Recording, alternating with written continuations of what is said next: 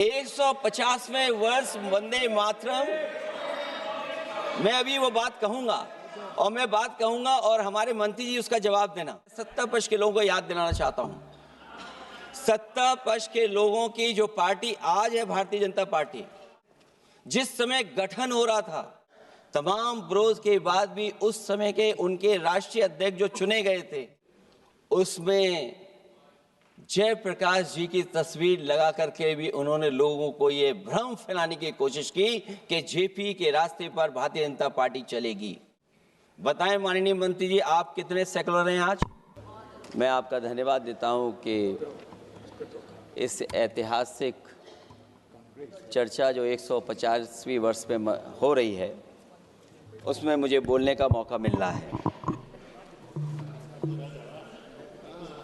वंदे मातरम के आज हम 150वें वर्ष के बाद दोबारा हम लोग इस सदन में याद कर रहे हैं और हमें गर्व है इस बात का कि हम लोग इस समय पर बंकिम चंद्र चट्टोपाध्याय जी को भी याद करें, जिन्होंने इतना शानदार और ऐसा राष्ट्र को गीत देके गए हैं, जिस गीत ने लाखों लाख लोगों को जागरूक किया, उनके बीच उत्साह भरा और आज़ादी के उस समय पर, जिस समय अंग्रेजों के खिलाफ लड़ाई लड़ी जा रही थी, वंदे मातरम हमें ऊर्जा देता था, हमें ताकत देता था, हमें एकजुट कर करके अंग्रेजों के खिलाफ लड़ने का एक माध्यम बनाता था। वो वंदे मातरम के गाने पर आज जब 150 वर्ष हो रहे हैं, मुझे बोलने का मौका मिला, इसके लिए मैं आपका बहुत बहुत आभार और धन्यवाद देता हूं। ये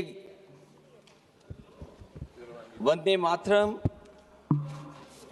जिस तरह के हमारे पूर्व में कांग्रेस पार्टी के नेता गौरव गोगोई ने जो बात रखी, उस भावना से जोड़ता हुआ और वंदे मातरम की भावना से जुड़ता हुआ, जिस समय कलकत्ता के कांग्रेस के अधिवेशन में रविन्द्रनाथ टैगोर जी ने गाना गाया, गीत गाया, उसके बाद लोकप्रियता इसकी आम लोगों के बीच पहुंच गई। और जब कभी भी लोगों को अंग्रेजों के खिलाफ लड़ना होता था, तो यही वंदे मातरम का नारा दे करके लोगों को जोड़ने का काम करते थे। हमारा कोई भी आंदोलन रहा हो, स्वदेशी आंदोलन रहा हो, उसमें भी हम लोग इसी नारे के साथ चले। वंदे मातरम को लेकर के हम लोग इतना देश को एकजुट कर दिए कि अंग्रेज घबराने लगे। और जब अंग्रेज घबराने लगे तो जहां कहीं भी वो देखते थे कि ये नारा लग रहा है, वहां पर देशद्रोही का कानून लगाकर लोगों को जेल भेज देते। ये भी इतिहास है कि जिस समय बंगाल में बच्चों ने गाना गाया, इस गीत को अपने क्लासरूम में गाया, उस समय भी अंग्रेजों ने उनके खिलाफ मुकदमा लगा के उन्हें जेल भेजने का काम किया। ये वंदे मातरम अंग्रेजों ने बैन भी कर दिया। 1905 से लेकर के 1908 तक बैन कर दिया गया। और बैन के बाद भी लोग माने नहीं, हमारे क्रांतिकारी लोग माने नहीं, और वंदे मातरम को हमेशा उन्होंने अपने दिल और दिमाग में रखा और जनता के बीच में इस आंदोलन को आगे बढ़ाते रहे। सभापति महोदय, जो हमारे सत्ता पक्ष के लोग हैं, वो हर चीज को ओन करना चाहते हैं। ये 150वें वर्ष में जब हम वंदे मातरम याद कर रहे हैं, बंकिम चंद्र चट्टोपाध्याय जी को हम याद कर रहे हैं कि उन्होंने इतना महान गीत हमें दिया है।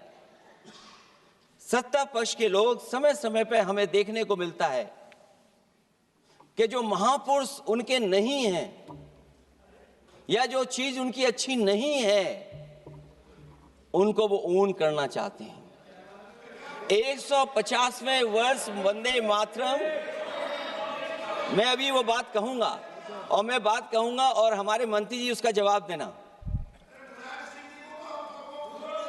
सभापति महोदय, क्योंकि ये बात ओन करने की आ रही, अपनाने की बात आ रही, तो मैं सभापति महोदय, मैं अपने सत्ता पक्ष के लोगों को याद दिलाना चाहता हूं। सत्ता पक्ष के लोगों की जो पार्टी आज है भारतीय जनता पार्टी, जिस समय गठन हो रहा था, हमारे मुंबई और महाराष्ट्र के लोग जानते होंगे कि जिस समय गठन की चर्चा थी, उस समय आपके जो अध्यक्ष चुने गए थे, उनको जो भाषण देना है उस पर भी बहस चल रही थी। और बहस इस बात की थी कि भारतीय जनता पार्टी सेकुलर रास्ते पे जाएगी, सोशलिस्ट रास्ते पे जाएगी कि नहीं जाएगी। तमाम विरोध के बाद भी उस समय के उनके राष्ट्रीय अध्यक्ष जो चुने गए थे, उन्होंने वही रास्ता अपनाया अपने भाषण में। समाजवादी आंदोलन, समाजवादी विचारधारा और सेकुलर रास्ता अपनाया। और वही नहीं, जो उनका मंच था, उसमें जयप्रकाश जी की तस्वीर लगा करके भी उन्होंने लोगों को ये भ्रम फैलाने की कोशिश की कि जेपी के रास्ते पर भारतीय जनता पार्टी चलेगी। बताएं माननीय मंत्री जी, आप कितने सेकुलर हैं आज, कितने सोशलिस्ट हैं आज? अभी गौरव गोगोई जी ने ठीक कहा, इंडिगो का हवाई जहाज उड़ नहीं रहे हैं, उड़ नहीं रहे कि उड़ाए नहीं जा रहे हैं? उड़ाए नहीं जा रहे। और क्या बात कही गई थी कि गरीब भी उसमें चल सकेगा। इसलिए सभापति महोदय, मैं बात दूसरी तरफ नहीं ले जाना चाहता हूं। वंदे मातरम सिर्फ गाने के लिए नहीं है, निभाने के लिए भी होना चाहिए। सभापति महोदय, आज हम आकलन करें, पीछे मुड़ करके देखें कि हम इस वंदे मातरम को कितना निभा रहे हैं। जिस वंदे मातरम ने आजादी के आंदोलन में सबको जोड़ा, आज के दरारवादी लोग उसी से देश को तोड़ना चाहते हैं। ऐसे लोगों ने, सभापति महोदय, ऐसे लोगों ने पहले भी देश के साथ दगा किया और आज भी कर रहे हैं। ये चर्चा तो जोड़ने का काम करेगी ना अखिलेश जी, क्योंकि आज वंदे मातरम की चर्चा, वही मैं कह रहा हूं, वंदे मातरम में जोड़ने का ही काम करेगी। वंदे मातरम कोई दिखावा नहीं है, ना ही राजनीति का विषय है। क्योंकि सभापति महोदय, हम जब ये चीज इनके विचारों से, इनके भाषणों से जब बाहर सुनते हैं, तो ऐसा लगता है कि वंदे मातरम इन्हीं का बनवाया हुआ गाना है। जिन्होंने, सभापति महोदय, जिन्होंने आजादी के आंदोलन में भाग ही नहीं लिया है, वो वंदे मातरम का महत्व क्या जानेंगे। सच तो ये है कि सरफरोश लोग वंदे मातरम दिल से बोलते थे। उन आजादी के दीवानों के खिलाफ कुछ लोग अंग्रेजों के लिए जासूसी और मुखबिरी का भी काम करते थे। दरअसल ये राष्ट्रवादी नहीं बल्कि राष्ट्र विवादी लोग हैं। जहां विवाद करना हो, कभी अंग्रेज विवाद कर करके, डिवाइड कर करके, डिवीजन कर करके राज किया करते थे।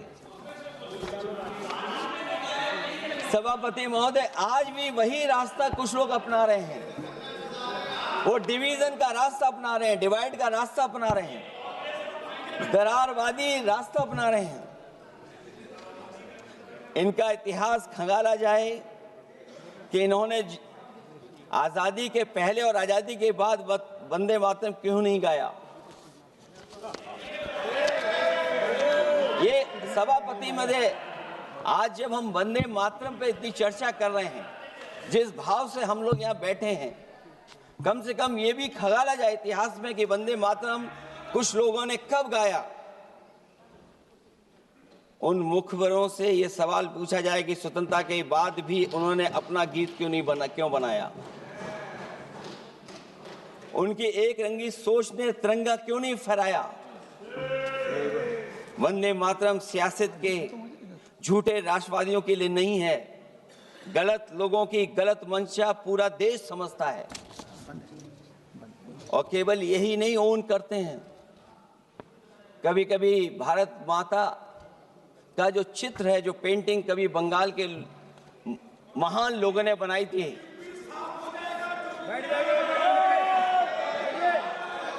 सभापति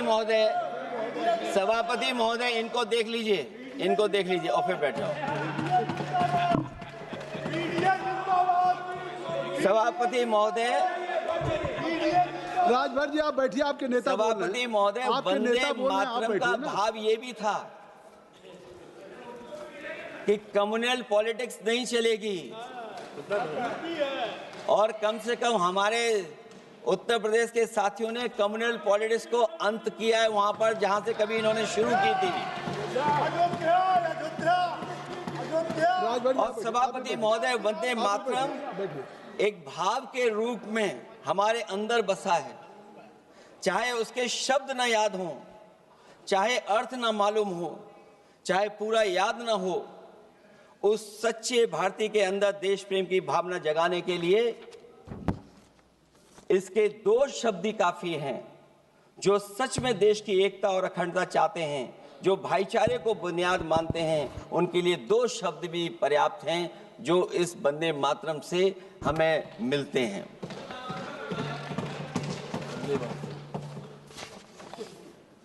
दूसरा किस्सा सुना दो अध्यक्ष महोदय।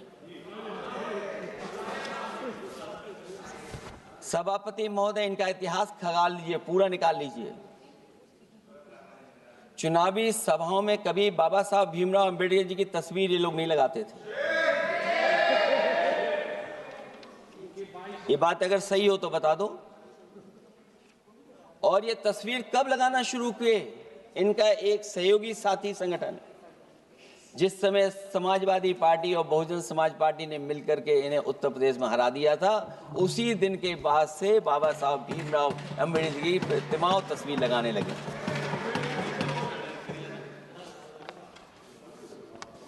इसलिए सभापति महोदय, ये वंदे मातरम केवल गीत नहीं है, गीत के साथ साथ आज हमें ऊर्जा भी देता है।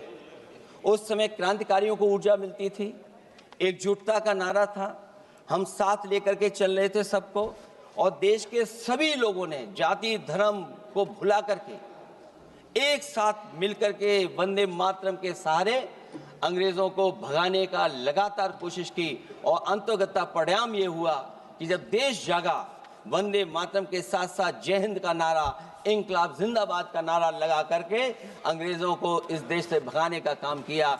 आज सभापति महोदय, जब हम चर्चा कर रहे हैं, हम कैसा देश बनाना चाहते थे और किस दिशा में हम लोग देश को ले जा रहे हैं।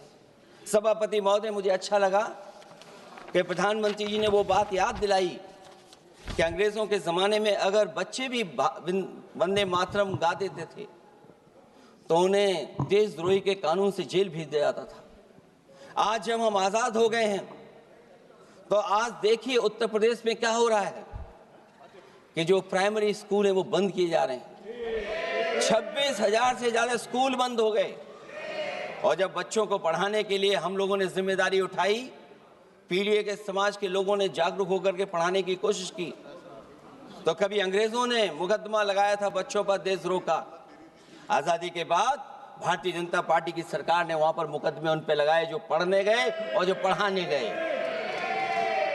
तो इसलिए वंदे मातरम का भाव जो था, उसी भाव से जुड़ करके हम सब मिल करके इस देश को और मजबूत करें। यही हमारी भावना है, यही हमारी सदस्यों की भावना है। जब हम 150वें वर्ष में याद कर रहे हैं तो वहीं हम ये याद करें कि जिस भावना से वंदे मातरम को हम लोगों ने देश के सामने गा गा करके अंग्रेजों को भगा दिया, ये देश कैसे मजबूत हो, एकजुट कैसे हो, बिना भेदभाव के, और संविधान से कैसे चलें, क्योंकि ये संविधान से ही मिला हुआ हमें गीत है। इसलिए इस गीत के माध्यम से हम किसी पर टिप्पणी और किसी पर थोपने की कोशिश न करें और न किसी पे दबाव बनाने की कोशिश करें। आपका सभापति जी का बहुत बहुत धन्यवाद।